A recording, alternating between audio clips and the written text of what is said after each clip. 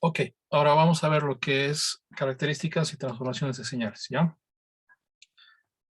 Entonces, como habíamos dicho, podemos categorizar señales de dos maneras, para empezar. Señales continuas y señales discretas, ¿ok? Luego, acá, les recuerdo lo que alguna vez han visto. Una señal puede ser par, ¿ya? Si satisface lo siguiente. Si satisface esta ecuación que nos dice que x de t es igual a x de menos t. Si es que estamos de la manera continua, tenemos funciones x de t, donde t pertenece a los reales. Si es que estamos en el discreto, nuestro eje horizontal ya no es t, sino es n. Nuestra señal es x de n, y n pertenece a los números enteros, ¿ya? Menos 1, 0, 2, etcétera, ¿ya? 0, 1, 2, 3, etcétera. Entonces, si es que estamos en el continuo, sería x de t. Si es que estamos en el discreto, sería x de n, pero es exactamente lo mismo. Gráficamente, una señal par la distinguimos de la siguiente manera. Tiene que ser simétrico respecto al eje vertical.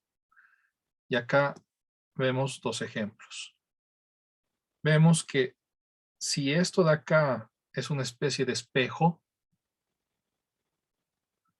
vemos que lo que está a la derecha se refleja idénticamente a la izquierda. Para una señal continua,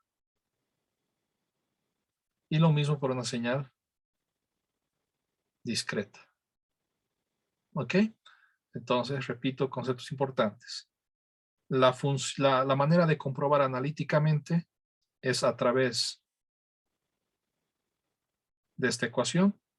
La manera de verificar gráficamente es a través de esta definición de simetría. Simetría, simetría respecto al eje vertical. Definimos lo que es una función o señal impar. Una señal o función impar cumple esta relación matemática. X de t tiene que ser igual a menos x de menos t, si estamos en el continuo. Y si estamos en el discreto, lo mismo, solo que con n's que pertenecen a z, no a los reales. Esta parte.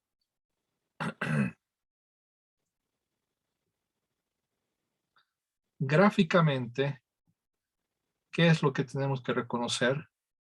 Que hay una simetría, ¿ok? Pero ahora la simetría es respecto al origen. ¿Qué quiere decir esto? Que el origen está acá.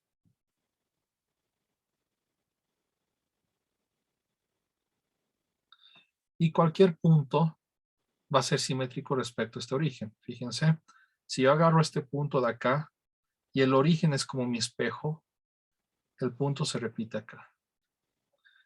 Si yo agarro cualquier otro punto, este de acá, por ejemplo, y el origen es como el espejo, entonces ese punto se va a repetir acá, y es lo que sucede. Y eso sucede para cualquier punto. Si fuera algo discreto, lo mismo, ¿verdad? El origen, cualquier punto tiene que estar reflejado respecto al origen como si fuera un espejo puntual, y es lo que sucede gráficamente. Entonces, esta fórmula es para hacer el análisis de manera analítica, y esta relación, esta simetría gráfica es para hacer el análisis de manera gráficamente. También vamos a definir lo que es simetría a través del conjugado. ¿Ya? ¿Cómo definimos esto? Que x de t va a ser igual no solo a x de menos t, sino al conjugado de x de menos t. Si nosotros comprobamos esta relación de manera analítica, entonces la señal tiene una simetría respecto al conjugado. Apliquemos esto. Tenemos la siguiente función, señal. X de t igual al seno cubo de t. Quiero saber si es par o impar. Entonces, digo, para saber si es par o impar, necesito definir o encontrar qué es x de menos t. Hemos visto que aparece eso en ambos. ¿Qué es x de menos t? Pues coloco menos t en lugar de t. Y acá tengo que simplificar. Esto de acá, para que se entienda mejor, es seno de menos t al cubo. Y esto tengo que ir simplificando. Levanten la mano, por favor. ¿Quién me dice cómo simplifico seno de menos t? ¿Eso es igual a qué?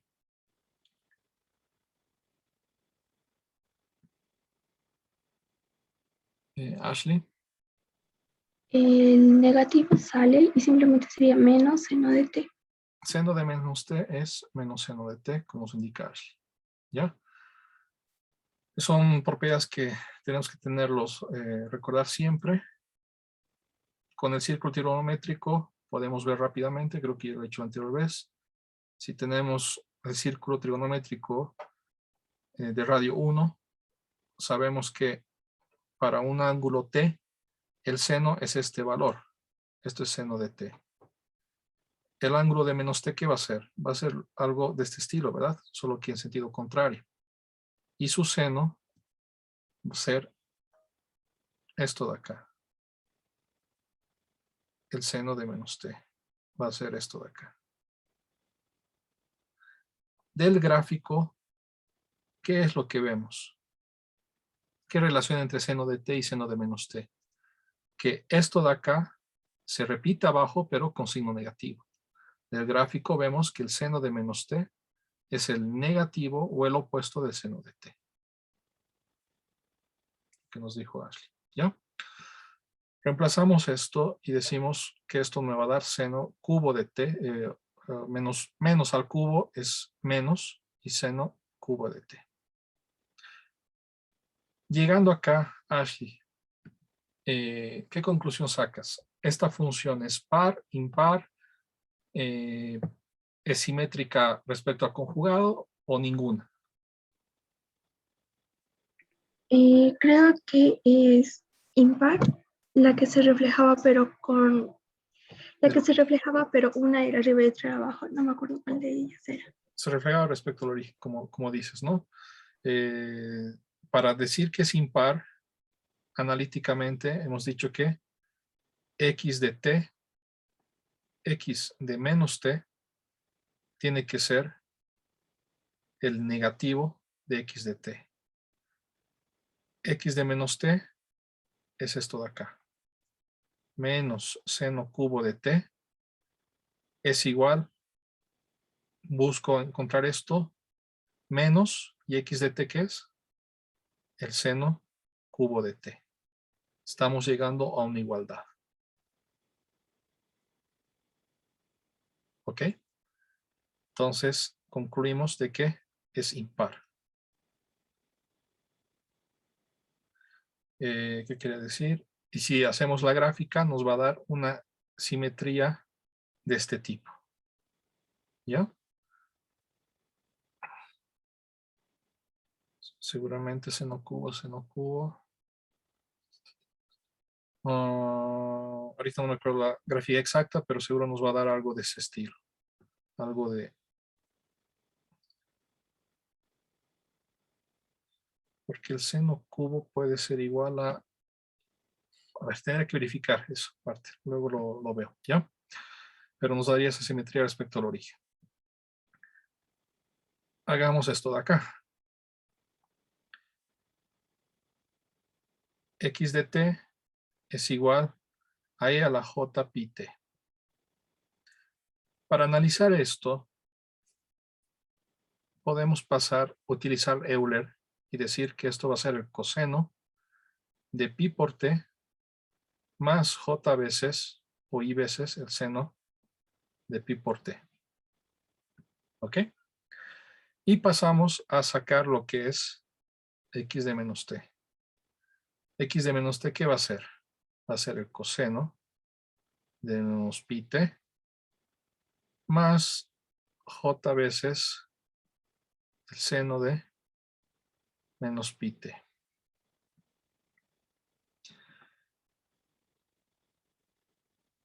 El seno de un ángulo negativo, acabamos de encontrar que es el negativo del seno del ángulo.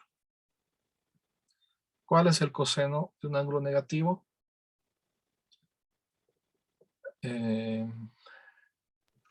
Mancaya. Coseno. Es el Coseno coseno pi t. de pi t. ¿Ok? Ahora hemos llegado a este estado Mancaya. Esta función x de t señal es par, impar, conjugado, simétrica con el conjugado o ninguna. Para mí es par. Ya, entonces verifiquemos. Para que sea par, ¿qué tiene que ser? ¿Cuál es la condición?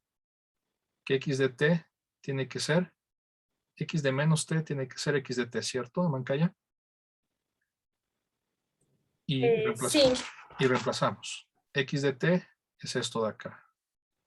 Coseno de pi t más j veces seno de pi t. Mentira. X de menos t es el de abajo y el de abajo es coseno de pi menos j de seno de pi t. E igual a x de t y x de t es el de arriba, coseno de pi t más j veces seno de pi t. Ahora te vuelvo a preguntar, ¿existe la igualdad, Mancaya? No, hija. No, ¿verdad? Entonces no es par.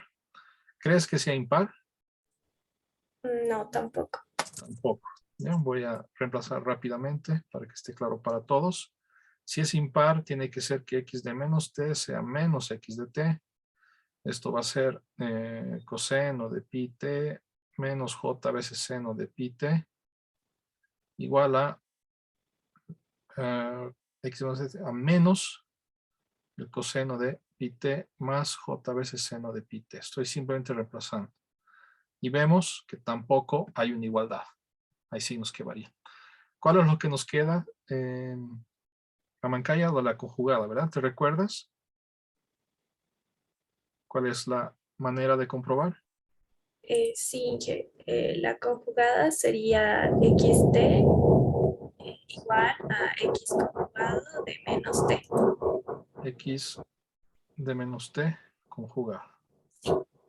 Exacto, déjame verificar eso. Tac, tac. Sí, x de t igual al conjugado de x de menos t. Y reemplazamos. X de t es igual a ¿qué? Es lo que tenemos de base, coseno de pi t más j veces seno de pi t. Tiene que ser igual al conjugado de x de menos t. X de menos t es esto de acá. Coseno de pi t menos j de seno de pi t. El conjugado de esto, ¿qué es, Amancaya? Sería coseno de pi t más j seno de pi t. ¿Cuál es el conjugado de un número o de una función? Simplemente a la parte imaginaria le cambiamos el signo, ¿cierto, Mancaya? Y Sí. vemos que existe igualdad. Entonces vemos que x de t no es ni par ni impar, pero sí es simétrica respecto a la conjugada. ¿Preguntas? ¿Quiénes han participado? Ashley y Amancaya, ¿verdad?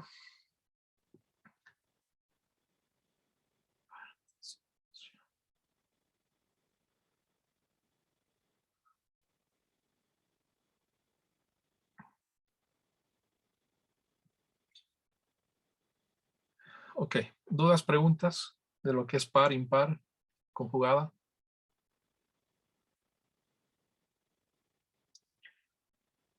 Veamos lo que es la periodicidad. Recordemos, ¿no? Lo han visto en algún momento. Una función es periódica, ¿ya? Cuando se repite. Es cuando podemos decir acá que hay una secuencia que se repite. Palabras simples. De manera matemática, una función es periódica cuando de manera analítica, cuando se comprueba esta ecuación. Que x de t va a ser igual a x de t más t mayúscula, y donde justamente t mayúscula es el periodo. T es el periodo. Gráficamente,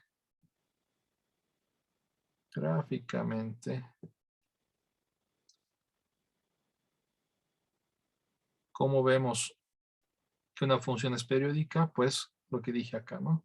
Hay una secuencia que se repite. Vemos que esta secuencia que estoy haciendo en verde, luego se va a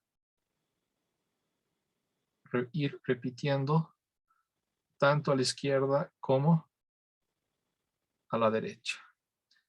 El tamaño horizontal de esta secuencia es lo que es el periodo. ¿Ok? Y si fuera en el discreto, pues tenemos lo mismo, ¿no? La secuencia puede ser esto de acá y que luego se va repitiendo tanto a la izquierda como a la derecha.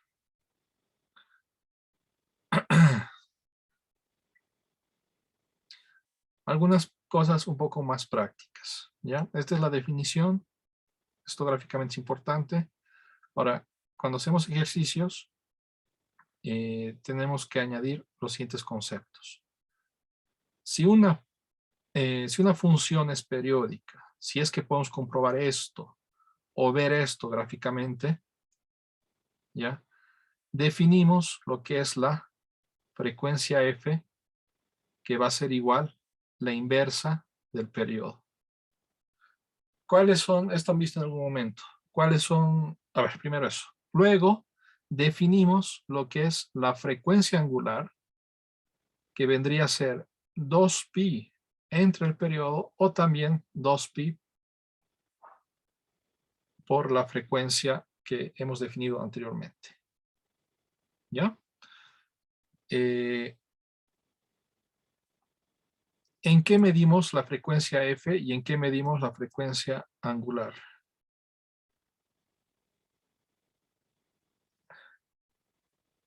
Patricio.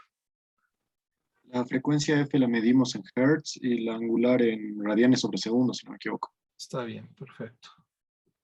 Entonces les recuerdo que esto es en hertz y esto es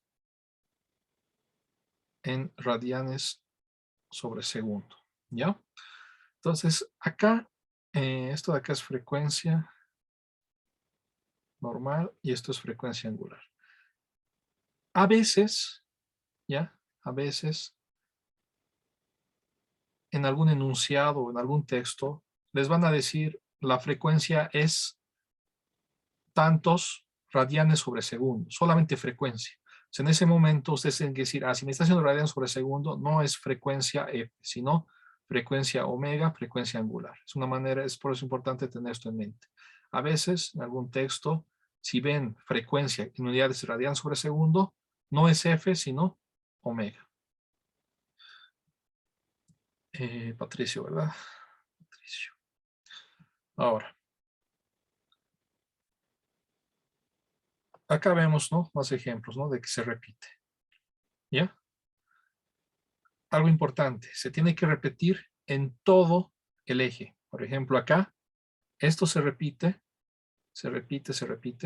pero antes de 0, la función vale 0. No se está repitiendo en todo el eje. Entonces, esto de acá no es periódica, ¿ya? No es periódica.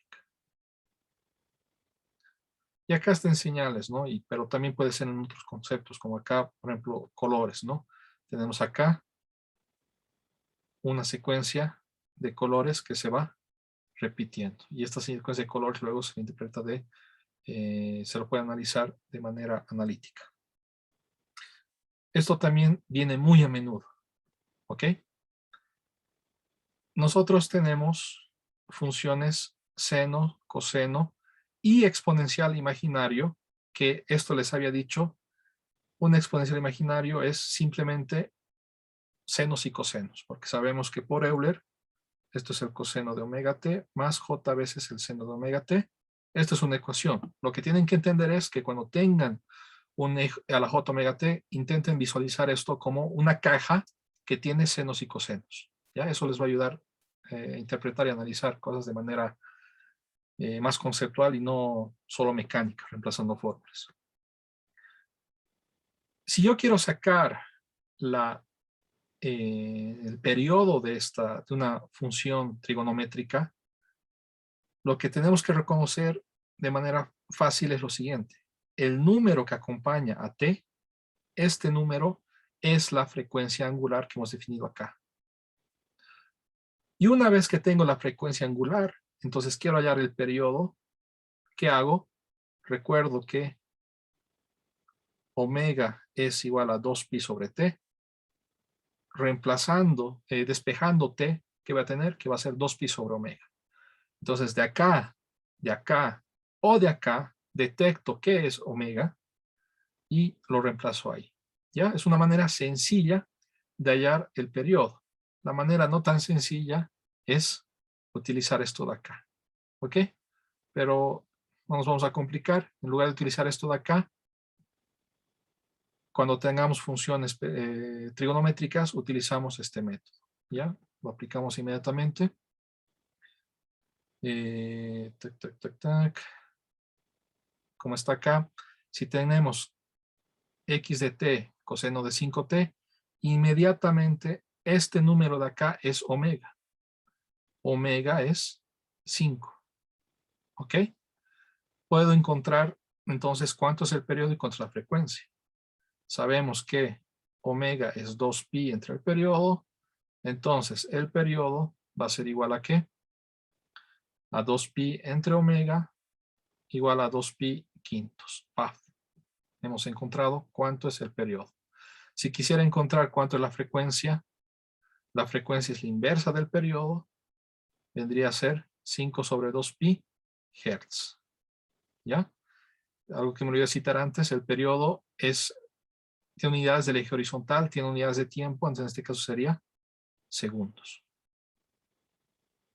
¿Ok? Lo mismo si tuviéramos una función que tiene un desfase. Cuando tengo lo que acompaña al tiempo y tengo acá un número de más, esto de acá es lo que llamamos matemáticamente un desfase y la estructura es la misma. X de t es igual al seno de omega t más un ángulo de desfase. Lo que acompaña a t es omega. En este caso, ¿qué acompaña a t? Pi. En este caso, omega es pi. Inmediatamente digo que el periodo es 2pi entre omega, va a ser 2pi entre pi, va a ser 2 radianes sobre segundo. Perdón, estamos hallando t, que sería el periodo 2 segundos. Si quiero ver la frecuencia, es la inversa del periodo, va a ser 1/2 o 0,5 Hz. ¿Ok? ¿Dudas, preguntas?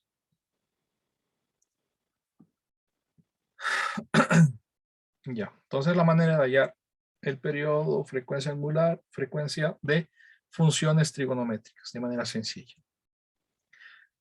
¿Qué pasa ahora si tengo una combinación de señales que son periódicas? ¿Cuál es el periodo total? Para esto hacemos lo siguiente. Tengo una señal que es la suma de dos señales. ¿Cuál es el periodo de la señal T3, que es lo que me interesa? ¿Cuánto es T3? Para empezar, primero, como primer punto, lo que se debe hacer es ver si existe un T3. ¿Ya? No siempre va a haber. ¿Qué es lo que debemos hacer? Calcular el periodo de T1, calcular el periodo de T2. Para que T3 exista, para que T3 exista, T1 entre T2 debe ser racional. ¿Qué es un número racional? Es decir, que T1 entre T2 o T2 entre T1 tiene que ser, digamos, 2 entre 3, 5 entre 1, un número entero entre otro número entero. No puede ser algo con raíz, digamos, raíz de 2 entre 2. No puede ser un número real que no sea entero, por ejemplo, pi entre 3, ¿ya? Tiene que ser número entero sobre número entero, ¿ya? Si es que es eso, existe un T3 y podemos calcularlo. Si es que es esto de acá, pues no existe un periodo 3. Por más de que esto sea periódico, la suma no va a ser periódica, no se va a repetir cada cierto tiempo. Y luego, una vez que verificamos esto de acá, el periodo de la combinación va a ser el mínimo, el least common multiple, el mínimo común múltiplo.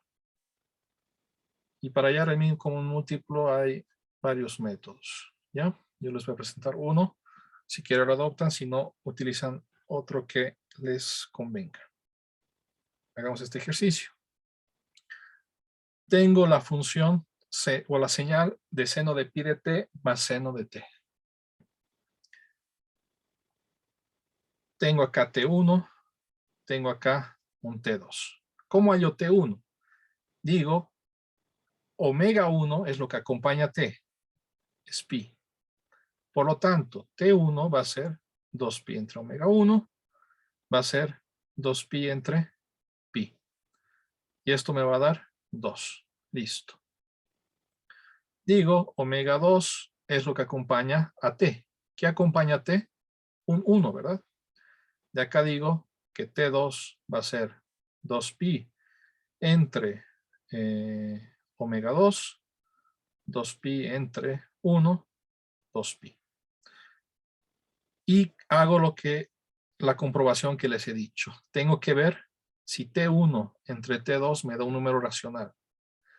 2 o T2 entre T1, da lo mismo. 2 entre 2pi, ¿qué es? Es 1 pi. ¿Este es un número racional?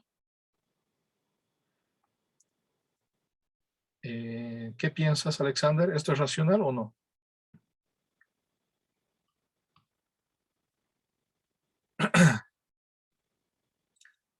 Alexander se fue, creo. No está en clases. Sara, ¿esto es un número racional o no? No estoy muy segura ahí. Ya. Hemos visto, Sara, que para que un número sea racional tiene que ser la división de dos números enteros. Entonces acá, ¿tú ves una división de un número entero entre otro número entero o no? No.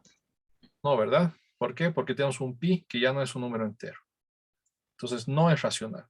¿Cuál es la conclusión, Sara? Si queremos hallar el periodo de esta función, ¿cuánto sería el periodo 3? ¿Cuál sería el periodo 3, Elmer? Emilio, Marcelo.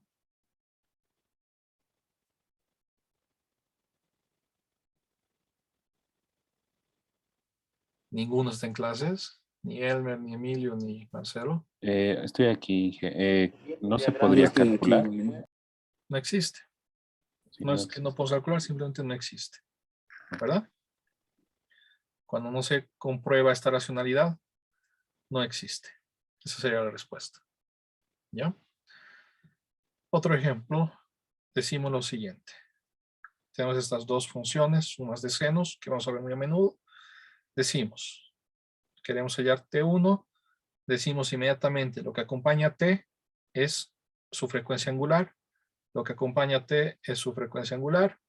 Para cada uno saco su periodo, 2pi entre omega 1, 2pi entre 6pi. Esto nos da 1/3.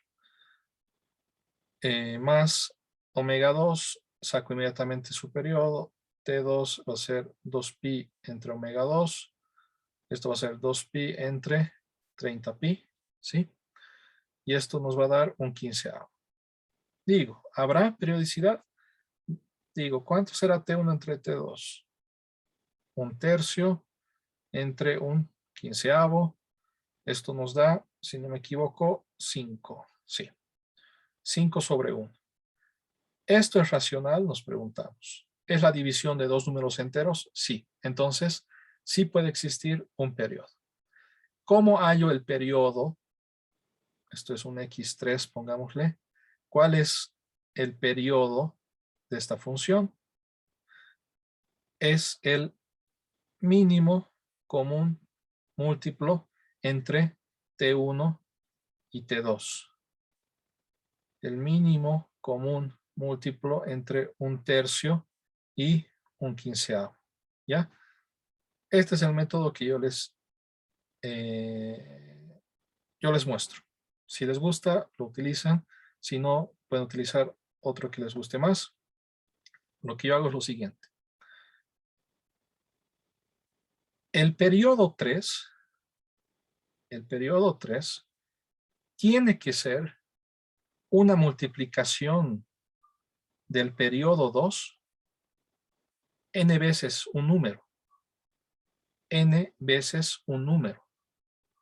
Voy a ponerle n 2 veces un número. ¿Ya? Donde n es un número entero. ¿Ok? Si el periodo de esto es 1/3, pues el periodo de 3, el periodo de esta cosa, tiene que ser el doble de 1/3, el triple de 1/3, 4 veces 1/3, 5 veces 1/3, 6 veces 1/3. Tiene que ser un múltiplo del periodo 1, perdón. N1, T1. ¿Ya? Y al mismo tiempo, tiene que ser también un múltiplo del periodo 2. El periodo 2 es 1/15, entonces tiene que ser el doble de 1/15, el triple de 1/15, el 4 veces, 5 veces. Tiene que cumplirse esto de acá, donde N1 y N2 son números enteros. ¿Ya? Entonces reemplazamos eso. N1 por T1 y T1 es 1/3. Tiene que ser igual a N2, que no conocemos tampoco, por T2, que es 1/15. Y buscamos simplificar, ¿ya? Voy a simplificar eliminando lo que serían las fracciones. Entonces, multiplicando todo por 15, voy a tener 5 veces N1 es igual a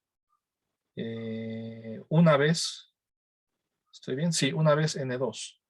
1 por N2. Simplifico. Busco simplificar. ¿Esto se puede simplificar más? No, ¿verdad?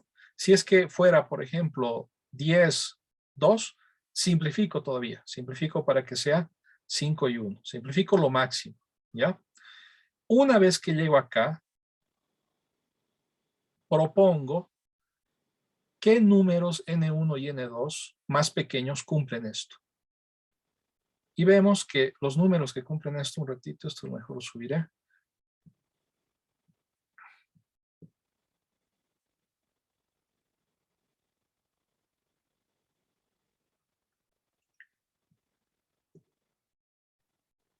Busco qué números cumplen esto.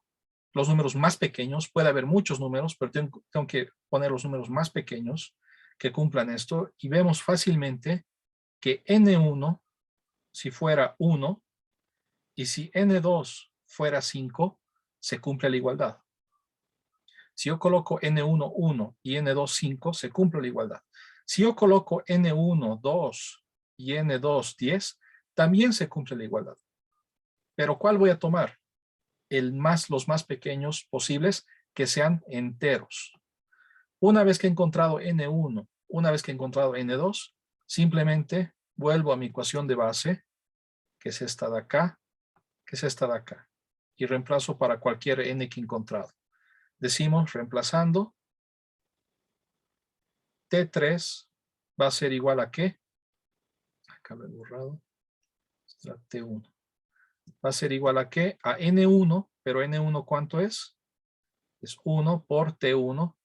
Y T1 es 1/3. ¿Ok? O también reemplazando acá, me tienen que dar lo mismo. N2 es 5 por T2, que es un quinceavo. Y ambos me dan 1/3. Entonces, hemos hallado que el periodo de la suma de estas dos funciones es periódica y ese periodo vale 1/3. ¿Preguntas, dudas? ¿Algo así van a tener en la siguiente práctica? ¿Está claro? Entonces, esto de acá es el método para hallar el mínimo común múltiplo. Hay otros métodos, pueden utilizar este o el que les apetezca. Ya. Hagamos una última pausa. ¿Qué quería decir? Las personas que han participado, por favor, levanten la mano o escríbanme en Zoom, si me olvidan anotar. Nos vemos en unos minutos.